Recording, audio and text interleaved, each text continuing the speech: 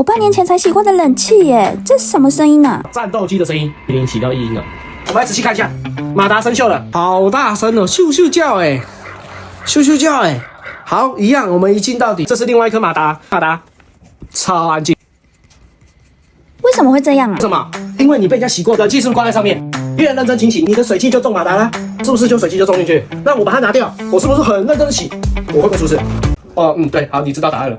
左手边施工前状况，看水沟是不是很脏？右手边施工后，来比较一下，真的差很多哎。施工后风轮洗干净了，背板也洗干净了。施工后我们来做测试，洗完了以后，马达因为没有材料更换，施工后状况一样洗干净了，所以要等原厂申请材料来去做更换。